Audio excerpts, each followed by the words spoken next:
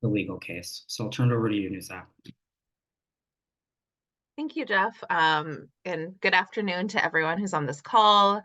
My name is Nuzhat Chowdhury, and I'm a senior counsel with the Democracy and Justice program at the New Jersey Institute for Social Justice. The Institute is a racial justice advocacy organization that uses racial and social justice legal advocacy to empower people of color from the ground up in New Jersey.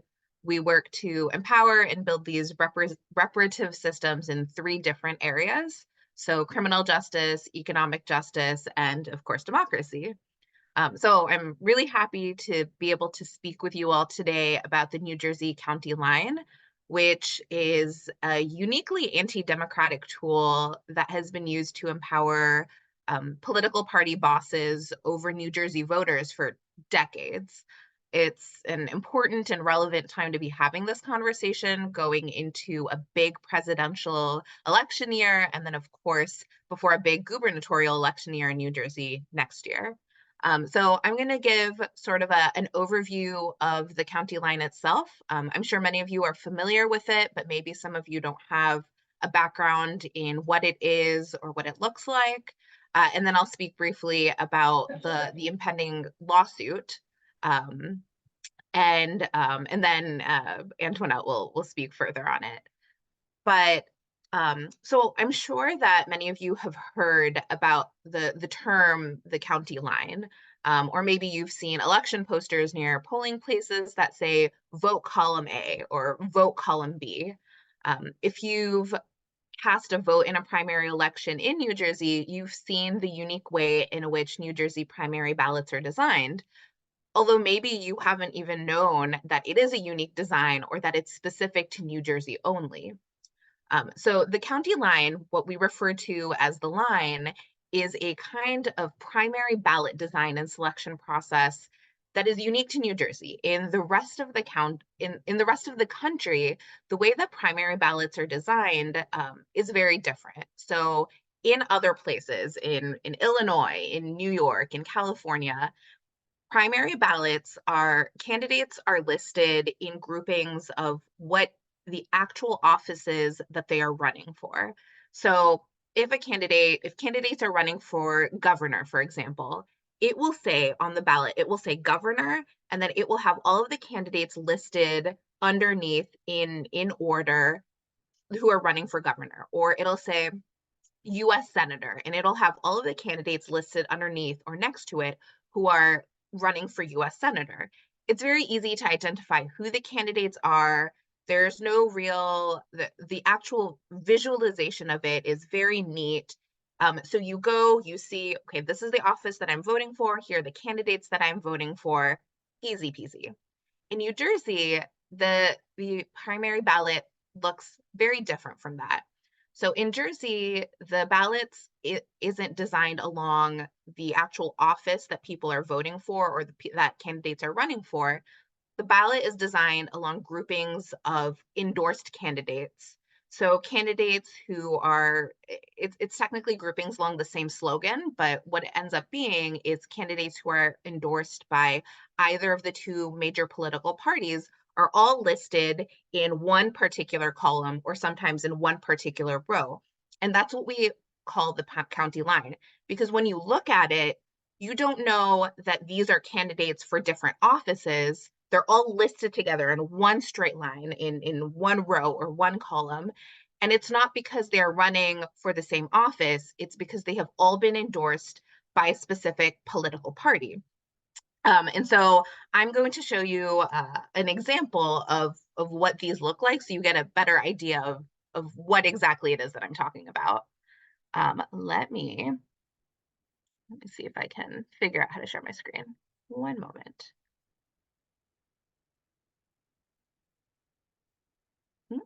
Okay. Okay. Can you see that, Jeff? Okay, perfect. So this is an example of a ballot that we see here in New Jersey. It has a couple of different offices that are running. You have US President, US Senate, Sheriff, County Clerk, right? And so if you will take a look at how this particular ballot is designed, you can see exactly what it is that I'm talking about. All of the candidates that are listed in column A are candidates that have been endorsed by the Democratic Party. So you have listed, this is from 2020. So you have Joe Biden listed up front, and then you have Cory Booker, and you go down the line. These are all candidates who are running for different offices. But at a glance, you don't know that. You might think that these are all candidates who are running against each other, which is one, confusing. But the actual office itself that they are running for is listed along the left side, and the candidates who are running against each other are listed down the row. So let's take the example of presidential candidate here. Both Joe Biden and Bernie Sanders were sort of the two front runners of the 2020 elections. Joe Biden is listed first in column A because he got the county line. He's listed with all of these other candidates. Even though Bernie Sanders is also a front runner in this race and generally people know him, he's not listed right next to Joe Biden. He's listed all the way over in column C. And he's a pretty visible candidate. If you have less visible candidates, they might be listed also in column C if they're running with him. They might be listed in column D. I'll show you another example, but visually speaking, this is very confusing. And then you have, so column A, you have the Democratic aligned candidates, the endorsed candidates. In column B, you have Larry Hamm and David Applefield. They are also grouped together because they're running on the same slogan. But they are here in the middle in column B, which puts Bernie Sanders in column C. Again, very confusing. If you don't have ballot literacy, or even if you do have ballot literacy, you might not know who you're voting for, where you're voting for. If you don't know Bernie Sanders' name, he might not even look like a legitimate candidate, because why is he all the way over in column C when everyone else is on column A? So let me give you another example. So this is another Democratic ballot from New Jersey. Again, you have all of the candidates who have won the line, as we call it, in column A. They're all listed together. And then throughout the rest of the ballot, you have other candidates who are running against the person listed in column A. But some of these candidates are listed 3, 4, 5 columns over. If you are looking at this ballot, you see all of these names all the way up front, and you think these are all of the people who are super legitimate. And then you have, let's see, you have Johnson and Benshin and Lozada Cooper over here, all the way over in column 6. The impact of this is that it makes those candidates look like they're not even running in the same election as the people in column 1. It makes them look as though they're not legitimate, because again, why are they over in column 6? I'm just going to go down and vote for everyone in column 1, which is why you have a lot of those posters that say vote column A, vote column B, because what they want you to do is just go down and thoughtlessly pick all of the candidates who are listed in that line. So let me show you what a non-line ballot looks like in other places. So as I was saying, in basically every other part of this country, the way that primary ballots are designed is candidates are listed and grouped together under the office itself. So in this ballot, it's extremely clear who is running for the US Senate. It's extremely clear who's running for governor. You have all of the names listed all together. There's no one out sort of in the middle of nowhere in what we call ballot Siberia. Everyone looks as though they are running legitimately for the same office. And maybe you want to pick the first person on the list, but maybe you go down and you're like, Jackie Rosen, sure, this is a person that I want for my senator. And I know that they're running for senator and they look legitimate as a candidate for senator. And I'll keep this up, but this is just to show you what the two ballots look like in comparison to one another. So the way that the ballots are formed in New Jersey, and the reason that they empower political parties over voters, is that the chairs from county branches of the two major political parties basically decide what the primary ballot looks like. They're the ones who endorse candidates who get the line or who don't get the line, and who end up in that very decisive column or row. And those candidates who aren't endorsed by that particular party, as I mentioned, they're listed off in ballot Siberia all the way to the right or all the way to the bottom if that's how the primary ballot is sort of situated. It's the actual way, the visualization of the ballot itself has a tremendous impact in the actual result. So candidates on the line are usually chosen to be listed first on the ballot. And it allows those candidates who are on the line to benefit from what's called positional bias. And positional bias is a phenomenon where all people, are primed, they're biased to choose the things that are listed first versus things, or in this case, candidates that are listed further down many columns over.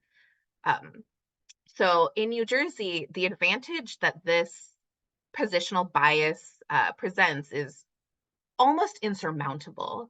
The line on average gives about a 35% advantage at the polls to anyone who is on the line versus any candidate who has not gotten the line in their particular race.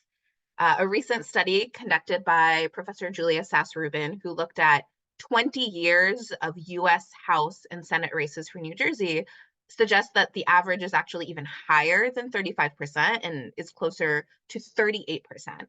So what this means is that a candidate who gets the line is 38% more likely to get the votes than someone who is off the line. They're almost guaranteed.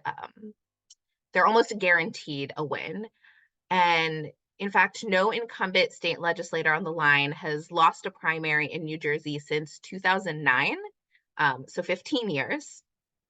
And only 2 congressional incumbents on the line have lost a primary in the last 50 years.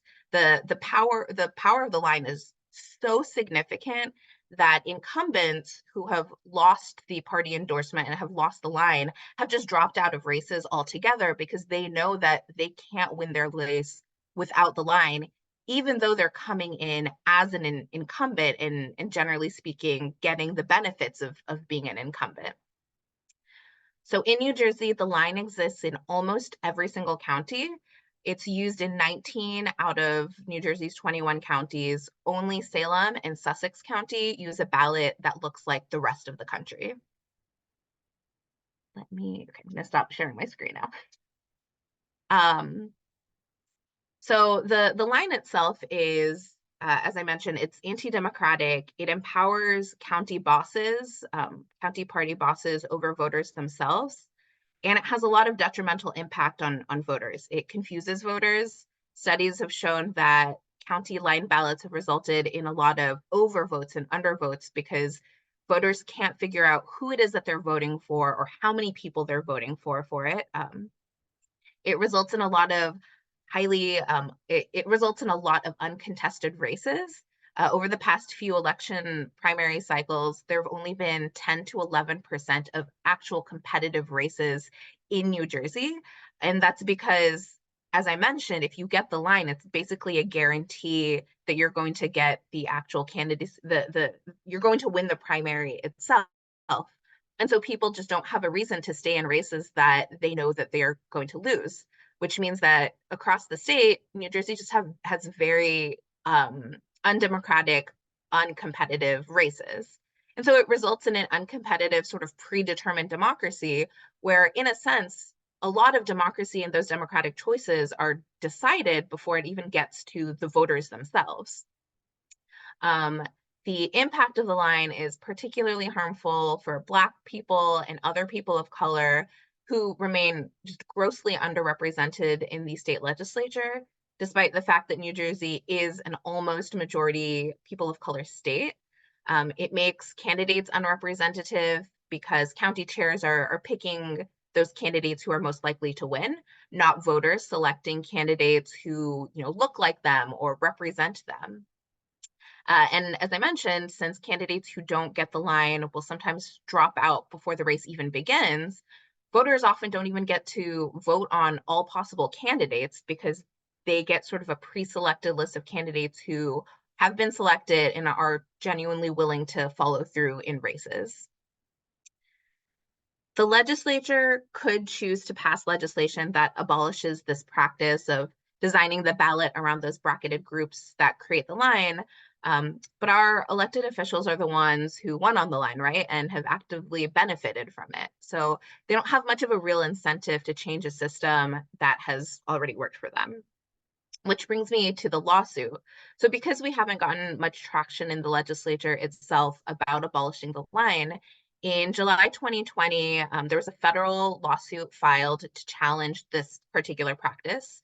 The case is Conforti v. Hanlon, and the lawsuit consists of, 6 plaintiffs who were primary candidates who lost their races, as well as the New Jersey Working Families Alliance. And it was filed against several county clerks. And it basically, the lawsuit alleges that the design of the primary ballot is unfair and it favors certain candidates and incumbents by placing them together on this line.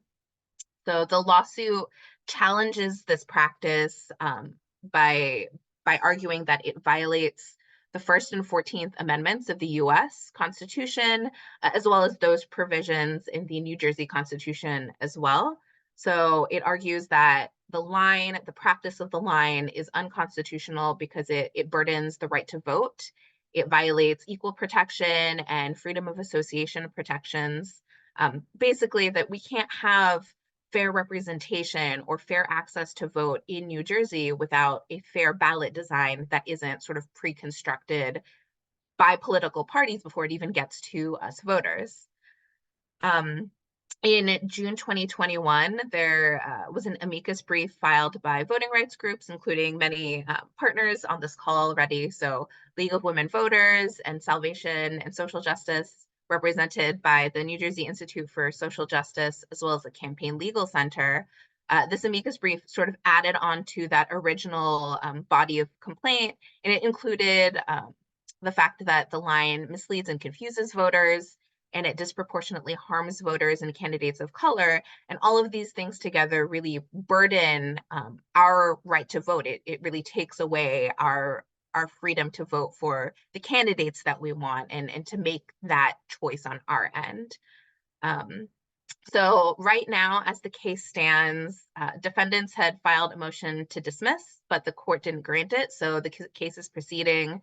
As I mentioned, it originally was filed in 2020. I believe it's in discovery stages right now, which means that it's still ongoing. It'll probably still take a few more years, but it's a really exciting and important development to challenging this really anti-democratic system that we have here in New Jersey. And in the meantime, it's important for us to pressure our elected officials, let them know that the line is unpopular, which it is. There have been studies done. It's a very unpopular practice within New Jersey.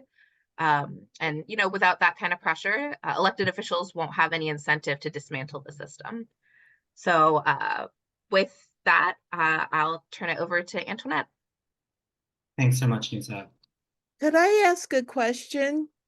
Wendy, we're just going to hold all questions until the end after. Okay. All Antoinette. right, great. Feel free to Thank put you. it in chat. We'll get to it. Okay.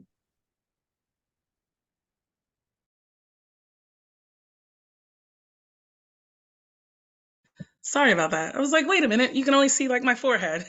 Sorry. Hi, everyone.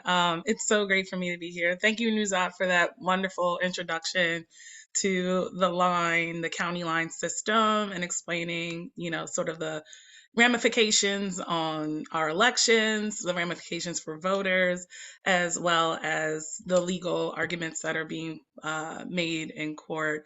I think that's probably the best presentation on the line that I've heard. So I'm going to borrow some pieces of what you did there. But I'm really happy to be here today. My name is Antoinette Miles. I'm the Interim State Director for New Jersey Working Families Party.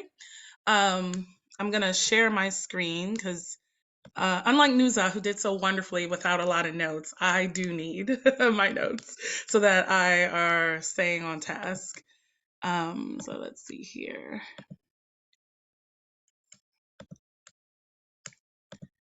Okay, does everyone can see that? Okay, great. Thanks so much. I just wanted to begin with a little bit about who New Jersey Working Families is. You may have heard of us or the Working Families Party, or you may have heard of New Jersey Working Families Alliance. So yes, the New Jersey Working Families Party, we originally began in the late 2000s as the New Jersey Working Families Alliance, a 501c4 nonprofit organization. And we began as a coalition of labor unions, grassroots organizations, really coming together to tackle on the worst of the worst austerity budgets that were happening at the time. We were a founding member of the Better Choices for New Jersey Coalition. And really, as a coalition in itself, New Jersey Working Families, we fundamentally believe in bestowing power to the people and not wealthy or those who are in power. Over the years, we've led campaigns on paid sick leave. $15 minimum wage was a big fight that we were a part of, along with our labor coalition partners. Automatic voter registration with many organizations like League of Women Voters and the Institute of Social Justice. And we also played a big role in New Jersey's redistricting a few years ago. So as Jeff alluded to before, is like, yes, we have party in the name. However, you won't find Working Families Party on the ballot. Working Families Party is not on the ballot in many places. Our theory of change is that we try to intervene in primary elections to make sure that we can hold Democratic candidates accountable. So we are a left progressive organization. However, we have a mighty wide range coalition and often work with Democrats, working hand in hand with them to push for good progressive policy. So while you won't find us on the ballot, you will find us in the State House championing for change. And we also, as a 501c4 organization, we are able to run electoral programs.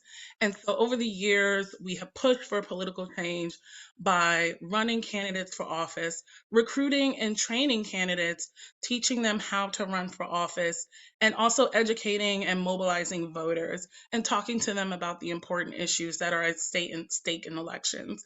We played a big role in the midterm elections in, making sure that we could maintain the House of Representatives, and also, played a big role in the last state legislative elections where Democrats won handedly, and we supported many of the candidates that went on to win election. So truly, we do believe in that by winning elections, we can organize people and we can build people power. On that note, the biggest takeaway that I want for you all to take away from this presentation is that fundamentally, when we talk about the county line, we're talking about who and which voices have power in New Jersey and which voices do not. I think, as Nuzhat explained so eloquently, is that, this is not just about simply the way that our ballots are constructed. There are impacts to voters, but there are also impacts to candidates. And New Jersey Working Families, we are a plaintiff in the line litigation, as Nuzhat explained. And our standing in the argument that we are making in front of the court is that we have to divert so much resources and so much education to talking to voters about the line, and that there's always going to be a constant harm to candidates who maybe don't want to be associated with a political party for whatever reason. There's always going to be this continuous harm to candidates, whether they are on the line or off of the line, because there is fundamentally in our political system this sense of gamesmanship, this sense of, sort of jockeying and trying to get the county line. Candidates have to spend a large amount of time not talking to voters, but talking to political leaders, talking to unelected county chairs, and talking to for basically what we construe as like party bosses, in order for them to even have entry into our political system and to be viable. And fundamentally, I believe that there's something deeply broken about that. Again, my theory of change is that the people should govern, the people should be able to govern themselves. And the county line truly does prevent that from being able to happen at a large scale. So I've already started talking about the political implications of the line. And particularly for you all today, I did want to emphasize on how the line hinders people of color from being able to enter office as candidates as well as for voters, but particularly for communities that have been historically marginalized.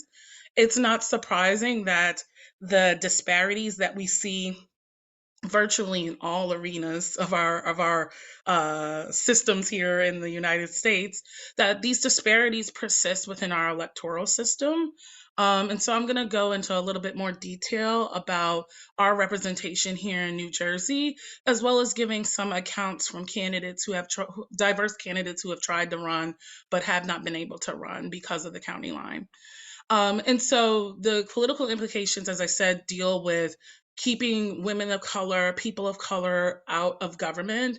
And also the political implications is that you have a small number of people, not the voters, who essentially tip the scales towards who they want to win an election, not necessarily who voters want to win an election. And this advantage is conferred by our state laws, our state laws on bracketing and ballot placement, as Nuzhat explained. A lot of folks you may see in people who support the line or people who are defenders of the practice of the line, they may often say that this is just a political tradition. This is New Jersey. This is just what we've done, right? We're Jersey. We're going to do it our own way. And I want to emphasize that this is not just a political tradition. That's why we have a lawsuit. It is fundamentally our laws that are on the books that are frankly being taken advantage of by political leaders and implemented by our county clerks, who again are elected on the line, most of them. And so they're really taking advantage of this in a way that we think is not only undemocratic, but unconstitutional. So I did want to give that frame about the political implications and where I'm sort of heading with this. So Nuzhat explained this pretty well, but I did want to articulate the line burdens candidates and their supporters because our primary ballots fail to treat all candidates the same. As you saw on the ballot that Nuzhat had showed, you have scenarios where candidates who may not be endorsed by or receive the slogan of the county party, they are often placed in many rows or many columns in spaces away from the endorsed candidates, which is confusing. And so what you have is a system where candidates who want to run for office have to grapple with, where am I going to appear on the ballot? And really, each county, we can spend all day going into what each county does. Each county really does this in an arbitrary manner. And you may not know where you're going to appear on the ballot until well after you file the petition to get on the ballot. And so that's problematic in a lot of ways. It's like the unpredictability of where you're even going to appear on the ballot. But it also specifically hurts your rights as a candidate.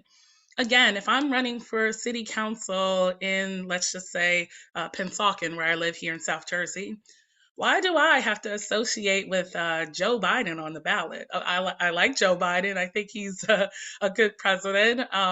But I'm running for city council. I want to focus on improving parks. I want to focus on, making sure that, our schools have the resources that it needs. I want to focus on, fixing that pothole in the middle of the street that I just ran over a few minutes ago. Why do I have to associate with Joe Biden, who's like talking about these high stakes electoral issues, right? I should have the choice, which is my right, my fundamental right, legal right, to say I don't want to associate, or I do want to associate with a higher level office. but New Jersey's ballot system and bracketing system does not make that possible. So Nuzhat talked about the implications again of candidates and just how powerful the line is. And Julia Sass-Rubin, who's a terrific professor at Rutgers, has updated her research that she started in 2020 and said again that when you look at New Jersey at the state level, you know, incumbents almost always win in the district that they run in. So when you look at that system as a candidate, you're saying, where do I fit into this? If I'm someone who is an outsider, I'm not wealthy, I'm not politically connected. Maybe, folks on this call can relate to that, right? You didn't grow up wanting to become an insurance broker. You didn't grow up wanting to become, someone who wheels and deals like city contracts for a living. Maybe you're just like, hey, I want to run for office because I really care about my community. And I want to be able to do so in a way that speaks to my local community. When you look at that, there is a chilling effect. If you're looking at it and saying that, hey, I think I probably have no chance of winning unless I get support of the party, we don't know the number of candidates, especially of color, who are usually at a fundraising disadvantage just because of the disparities that exist for candidates who run. People of color who run. There's a chilling effect, and we don't know how many people decide not to run because of the county line exists. So I just wanted to illustrate that a little bit further. And this also happens at the federal level, right? And Nuzhat said earlier that, again, it's an average of 38 percentage points of a candidate who was on the county line was able to win, an average of 38 percentage point of a candidate being able to win versus a candidate who was not on the county line. And so it's not just the candidates who are running for council that have to reckon with this system. It's candidates who are running for Congress. It's candidates who are running for governor. It's candidates who are also running for U.S. Senate that have to grapple with this system. So I just wanted to illustrate that it's happening all the way at the top of the ballot to the bottom of the ballot. So we have had redistricting in the state of New Jersey. Many of you may have been a part of that process to make sure that we have fair districts in the state of New Jersey that really represent the voting population that we have here. And ironically, or I shouldn't say ironically, after this past election that we had in November, we had a significant amount of turnover in our state legislature. We had, I think, almost 38 new members of the legislature enter into office just, this past couple of weeks ago that got sworn into office.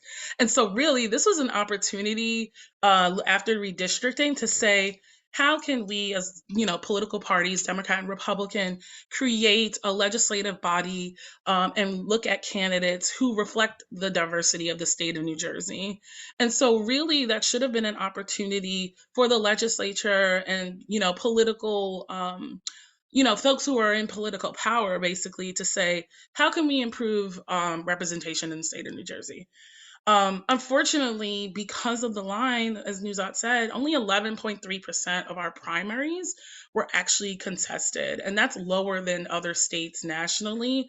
In their primaries. And so if you don't have this contest of ideas, we're not going to have the diversity of the ideas that we need in our legislature and in our local bodies. So this number is really quite frightening to me because it indicates that chilling effect that I talked about, that candidates don't want to step up, or I shouldn't say they don't want to step up. Candidates are weary about entering the political arena knowing that they won't have that preferential placement on the ballot and what that means in terms of their chances. It's not because they don't want to run. It's just, again, the county line is such a big barrier for many groups. And look at me, just screwing myself right up. So yes, the line is a barrier to entry for many marginalized groups. When I'm going to show you a few headlines over the last few years that really illustrate this point, because this is not a phenomenon that is new. It's a phenomenon that has been going on for a long period of time. And as much as we herald New Jersey as the most diverse state in the nation, our legislature is not reflecting that. And even our county and local governments continue to not reflect that. And so here you can see some headlines. The first one is from 2019 and is saying New Jersey legislature politicians are mostly white and male and over 50. Is anybody surprised? Check the data. So here the press is saying like, yeah, we know what this is because of the political system that we have in New Jersey that fundamentally gatekeeps and keeps people of color from having true what we call governing power in our politics. And so there's some other headlines here. When we look at the leadership of our state legislature, we have the Senate president and the Assembly speaker, who are both white males. And so there was a period of time where there was an opportunity to select a new Senate president after Senate President Sweeney, the previous Senate president, had lost his election. And so there were many groups that were saying, we need a person of color. This is one of the second most powerful position in New Jersey government. We should be, putting a person of color, a woman of color, to assume that position. That's not an elected position, by the way, but this just sort of indicates, again, the concept of who has power and who voices are being prioritized and who is not. And then again, and after the death of Sheila Oliver, our lieutenant governor, many Black leaders were saying, where's that next pipeline? Who are we to look to in terms of the Black women leaders that are going to be able to step up? We have some phenomenal Black women leaders, I have to say, in New Jersey. Shavonda Sumter, who's the leader of the Legislative Black Caucus, and many others, but still there is this vacuum that exists, and far too many, people of color leaders that are in government, that are in pipeline and able to step up into these positions of power. Then this is again just some headlines from prominent New Jersey outlets. I think the first one's from NJ Globe. Yeah, David Wildstein. The first one's from New Jersey Globe. I think the second one here is from the Star Ledger. And these headlines, they're not good. They're not good at all. And so New Jersey should be doing better, and we aren't. And it really is incumbent upon the leaders and, frankly, those who hold political powers and political position to really reckon with this and start to deal with the fact that, headlines like this are going to continue if there are not investments in communities of color. And again, I don't want to be hyperbolic about this, right? We do have some people of color who have been put into positions. But again, this fundamentally comes back to who has power.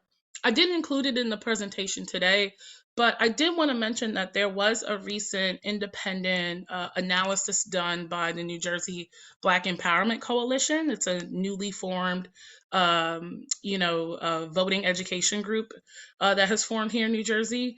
And they analyzed many of the bills that are being put up in New Jersey that would help communities of color, whether it be social justice or racial justice bills. And I believe the analysis was, out of hundreds of bills that get introduced, we know that there are thousands of bills that get introduced every year, but the hundreds of bills that would be introduced to benefit communities of color, 78% of them go nowhere. And so this is not just fundamentally a question of having, token representation, but why are the issues in our communities, the communities that are, underrepresented, the communities that don't have a lot of investment, why is it that, frankly, our issues are not being put forward? And that is because of the gatekeeping nature of New Jersey politics over not only who has power, but whose issues are allowed to move forward and whose issues are not. So I talked about this a little bit, in terms of representation in the party line. I was able to talk to New Jersey Spotlight about this. And there was, in that article, which I'm happy to link in the chat later on, I talked about how the party line really offers visibility, but also fundraising for candidates who receive the party line. And so, as long as we continue to have a system where it's essentially a haves and have-nots, there's going to continue to be a disparity in candidates being able to enter politics. New Jersey Working Families, when we support candidates, we do our very best to give those candidates infrastructure, to give those candidates resources so that they are able to, compete and speak to voters, right? We know that elections cost money. I hope that's not news to people. So, we know that there are fundraising disparities, especially for candidates who, again, come from social movements, candidates who come from community, candidates who come from backgrounds that are traditionally not recognized in politics, candidates who are not lawyers or attorneys or things like that. No disrespect to any lawyers or attorneys on those calls. We need lawyers and attorneys and all those things. But if you're particularly not a candidate who has a wide berth and a wide network, fundraising is going to be difficult. And Center for American Women in Politics actually looks at this for women of color and really illustrated it really well. I didn't include it today, but I encourage folks to look at it. And I think that it really illustrates how the disparity in fundraising opportunities for women of color is always acute, no matter what state you're in. But for New Jersey, it's particularly acute because, again, of the party line system. So this is just the quote that I had. I don't like quoting myself, but this is the quote that I had in that article.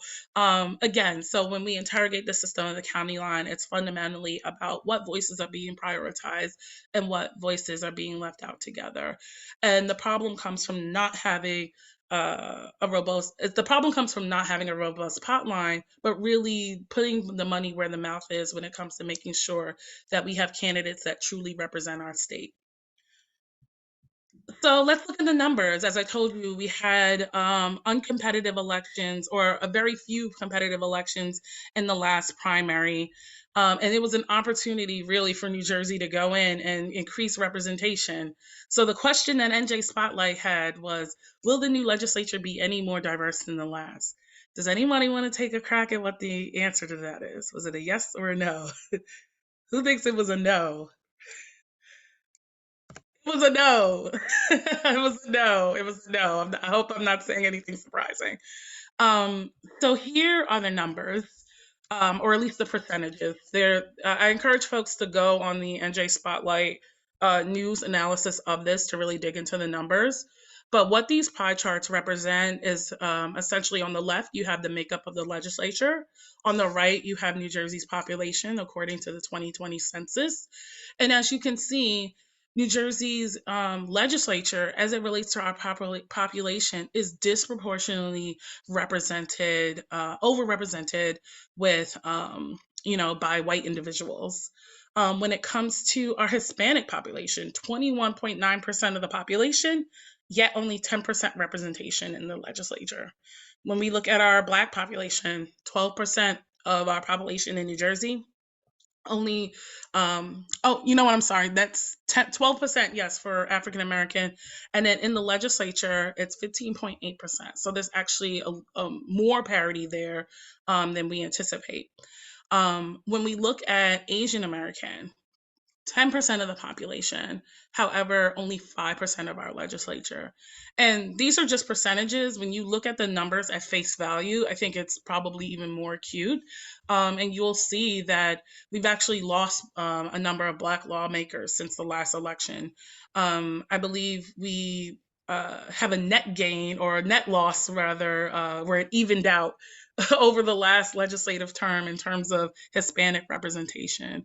And so New Jersey has to do a lot better. Parity is just the starting line. It's not the finish line. We have to do a lot better when it comes to this.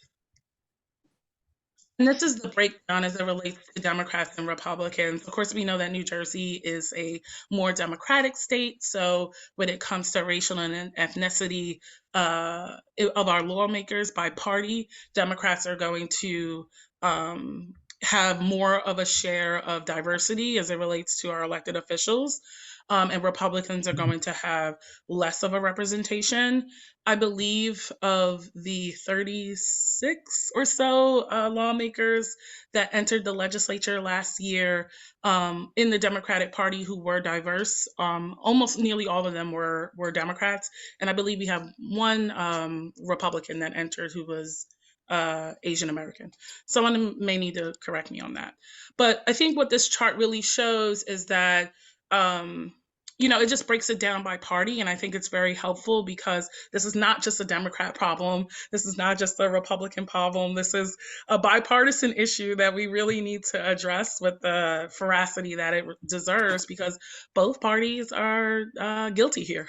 We need to do a lot better. Thanks so much, Antoinette. I think we're running close to the end. Do you think we could go to Q&A? Yeah, so let me see what let me just illustrate this last point here. I wanted to give a full story off the line, but I won't. But one of the things that I wanted to illustrate that I thought of at the very last minute, I'm skipping to it. So we had, I'm in South Jersey. I live in Pennsauken, right next to Cherry Hill. And so Susan Sin Angulo was the first Korean American woman mayor that was elected in New Jersey in 2020.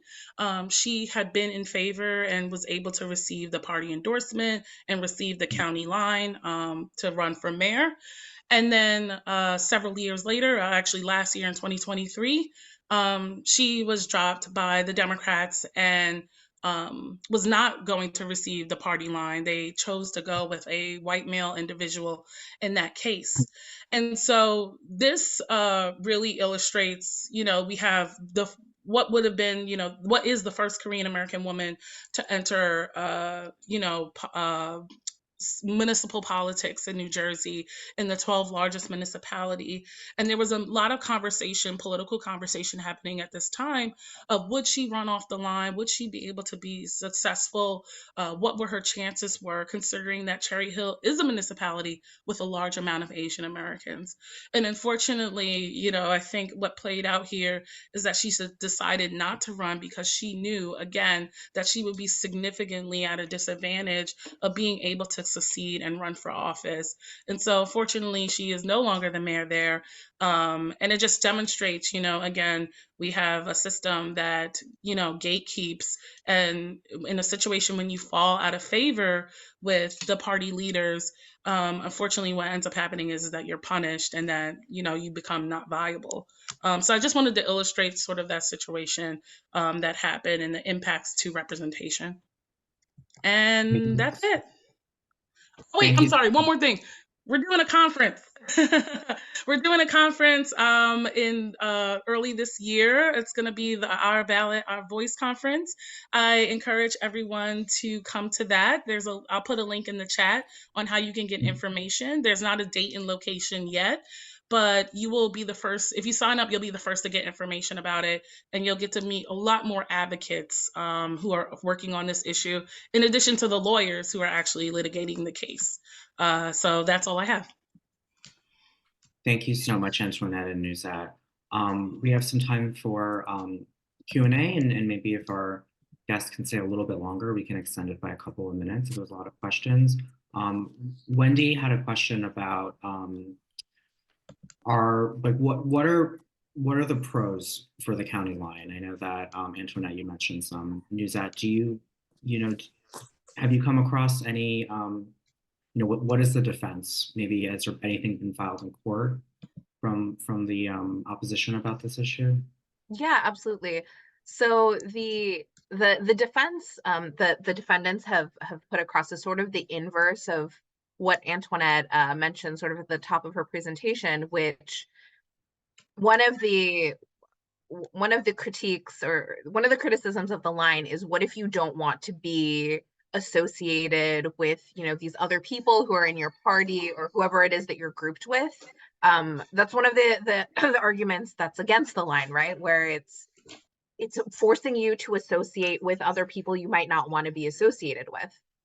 Well, what the defense has done is their argument is sort of the opposite end of that, which is that if we don't allow the line and if we abolish it, then it's taking away the sort of the right of individuals to associate with other candidates that they want to be associated with. At the end of the day, it's very it's an argument that benefits political parties and their sort of freedom of association. But that's really the main defense that they have put forward, is that candidates have the right to associate with other candidates and be on this line with other candidates that they want to be with. And also that the state law as it stands right now does allow for this particular bracketing system. Great. And we have another question related to the lawsuit. Is Essex County Clerk or any specific clerks mentioned in are they listed in the lawsuit? So Essex County is not listed in the lawsuit. I actually went and wrote down who is. So we have the named defendants are Monmouth, Ocean, Mercer, Atlantic, Hudson, and Bergen joined. So those are the clerks right now. So if we prevail, if we prevail in the lawsuit, even though it's only these counties are named, would it impact other counties as well? Yeah, absolutely. It would impact the entire system of bracketing and the line across the state. Okay. And Antoinette, feel free. I know that. Yeah, no, that's right. That's right. Yeah. And I know, Antoinette, you mentioned, this is Christina's question, that it's very arbitrary who gets placed where. Is it true that some candidates allegedly draw straws? Is that how they do it in some counties? I don't know what that means exactly, but like literally like drawing a straw. Like a random, yeah, like flip a coin. Yeah. So this is a hyperbolic example, but I've heard that in some counties, to make sure that the preferred candidates from the parties get the preferred ballot position, that they do like a little bingo, like rolling ball scenario, and they freeze the ball so that when the clerk touches it, they know which one to grab. Now I'm saying that somebody said that as like an offhand, like funny thing. I don't think that actually happens, but I think what the arbitrary nature of it is that, like Nuzhat showed the Camden County ballot, where you sometimes see candidates that are grouped together who are running against each other. Some counties do that, and some counties don't do that. So it just shows the varying arbitrary nature in which our ballot positions are actually drawn. And one of the legal arguments in the case has to do with, using either the Senate, United States Senator, or the president as what they call a pivot point. So where the rest of the ballot actually is constructed or flows. And so over the years, there has been, counties who have chosen to use the U.S. Senate race, Senate candidate as the pivot point, and sometimes where they don't choose to use the U.S. Senate race as the pivot point. And so again, it just shows like the arbitrary nature of it. If folks remember in 2020, when we had the pandemic, we had an all vote by mail election. And actually some counties at that time chose to do office block balloting for the vote by mail ballot, and some counties didn't. So it just illustrates that there's no reason as to why we should not have office block ballots in New Jersey. It's just completely arbitrary, and again, by the construction of the county clerks. And as I mentioned, there are two counties that in fact do that sort of office block ballot, Salem and Sussex. So like Antoinette said, this is absolutely fully at the discretion of the county clerks. They don't have to design the ballot this way. It's just what is most politically beneficial. So that's why it continues. Does anybody have any other questions or comments? Yeah, Wendy. So if the lawsuit is won, excuse me, would there be uniformity in the election ballots then? Would there be that block listing, which I think is very logical and reasonable, and the other way it's very confusing and everything? Would that be done across the board and not dependent on the county clerk? So yeah, I think that's what we hope to have happen. I think one of the key things in the litigation that we do is that we make an argument for this office block ballot style, in which, you know, parties can still utilize slogan to denote who their candidates are, but you don't have this confusing ballot or arrangement. And so that is what we're hoping for, is that we would have uniformity across the state of New Jersey, to have a bubble ballot or office block ballot style. There would likely need to be some changing of the laws and rewriting of the laws to indicate for some of those things to happen. But again, I think our goal is to get to a uniform style in every single county. I just have one more question. Is the Secretary of State in favor of the lawsuit or not? So the Secretary of State is not named. So the Secretary of State was carbon copied, if you will, on this, on the litigation. But actually, the Attorney General's office did intervene in the lawsuit, because when you challenge the constitutionality of state law, in their view, is that the Attorney General must come into court and defend their state law. So in the litigation, not only are we contending with the county clerks, we are also contending with the Attorney General's office, who is, you know, interpreting the state law in this situation, and the county parties who chose to intervene. Not every county party chose to intervene, but some of the political parties did choose to intervene in the lawsuit.